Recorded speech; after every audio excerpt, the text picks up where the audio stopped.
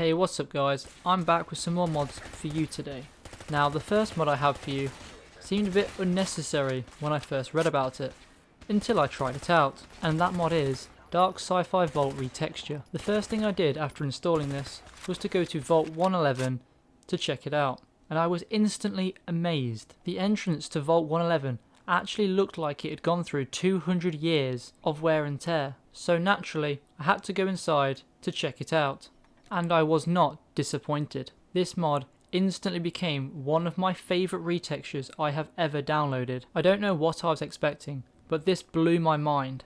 Now I'm combining it with enhanced lights and effects, which somehow manages to make this mod look even better. Vaults now actually look like they've taken some damage. Granted, this might not be the most immersive mod in, say, Vault 81, where the residents actually tried to maintain their vault, but I can overlook this because you can't deny how good these vaults now look. They look so good, in my opinion, that I'm seriously considering keeping this mod permanently in my load order, which is quite the compliment considering I can't say this about many mods. Everything feels new. Even walking through corridors feels like a brand new experience. Now the next mod I want to talk about is Riverside Settlement. What this mod is going to be doing is adding a relatively small settlement to the north part of the map.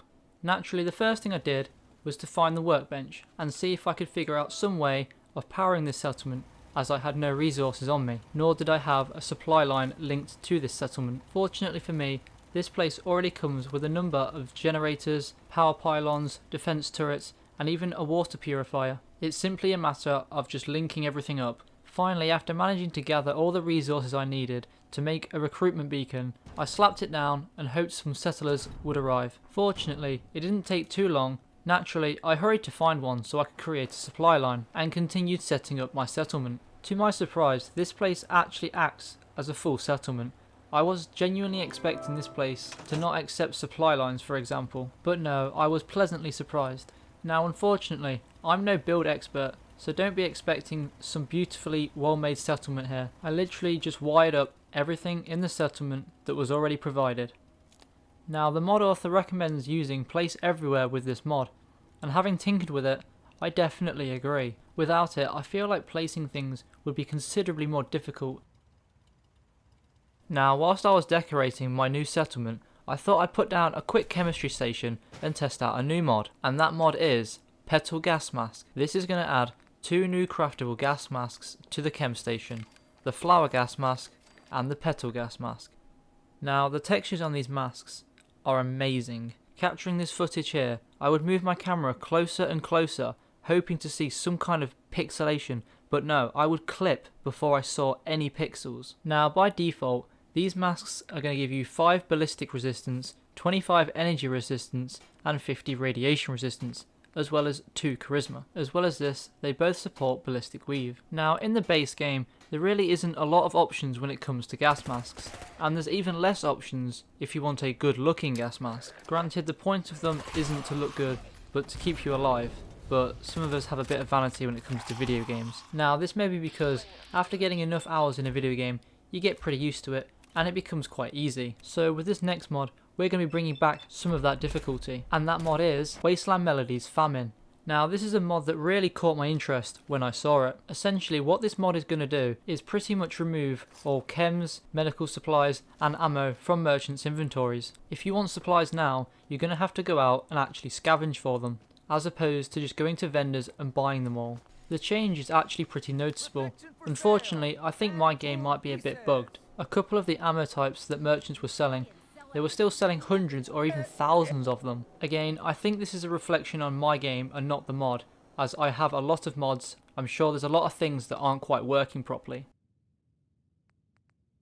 Now to test out just how bad the ammo starving was, I gave my main character 238 caliber rounds and went to see how much I could get done. And what I noticed was quite interesting. It really made me have to change up my playstyle to suit the lack of ammo that I now had. For example, I noticed myself sneaking a lot more. Now, I'm all about the sneak life, but sometimes you just don't want to sneak. But when it only comes to having a very small amount of ammo, that sneak multiplier is your best friend. As well as this, you really feel the pain for missing a shot. Now, I'm not a great shot, but when I missed, I really felt the pain of losing the ammo.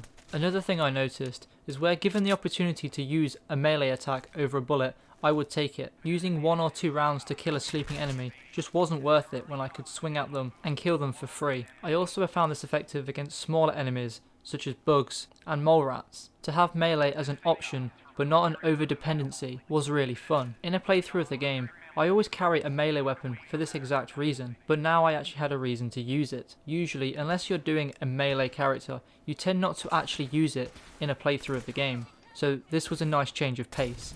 Another thing I noticed about using this mod is you really think about whether or not it's worth engaging certain enemies.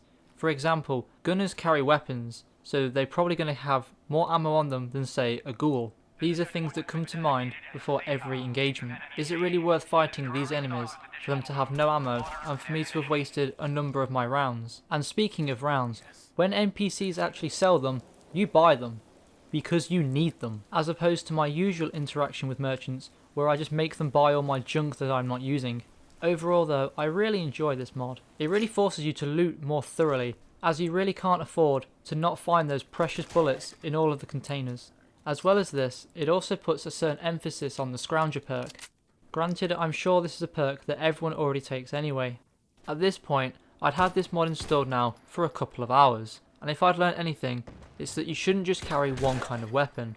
You're going to find a small amount of every kind of ammo, so it's important to carry a number of weapons. As well as this, I also found myself using non-automatic weapons, as they were more precise and wasted less ammo if I missed. Granted, this meant I had to be more accurate with my shots. Gone are the days where I could just spray and pray and take down all of my enemies. Now there's actually repercussions for missing your shot. This already feels very unforgiving. I can only imagine how bad it would be to do this in a survival playthrough, which I'm genuinely very curious to try out.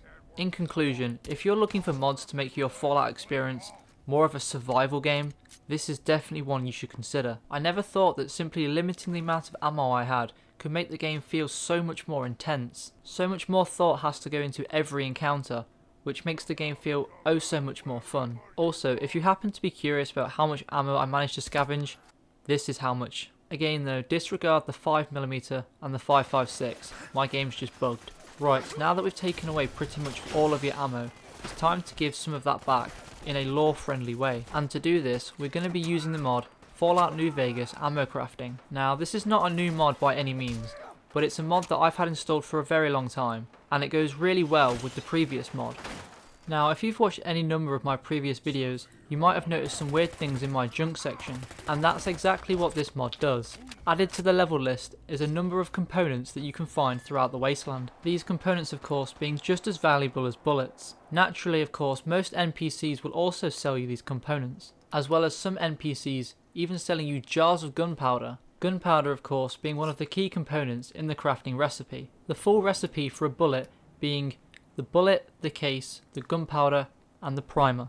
Once you've acquired all 4 components for the same type of bullet, you can actually start crafting. But just before you can craft, you're going to have to make one of the new workbenches. Opening up the workshop, we can see there is 2 new crafting benches, the reloading workbench and the energy workbench. Going over the reload station first, naturally you can craft ammo assuming you have the required components. If not, then why not break down the ammo that you're not using into its base components and use those. Many of the things that you can do at this workbench have a certain perk requirement. This makes for a much more balanced gameplay experience. The requirements are not unfair, it just makes everything in the mod feel very well implemented.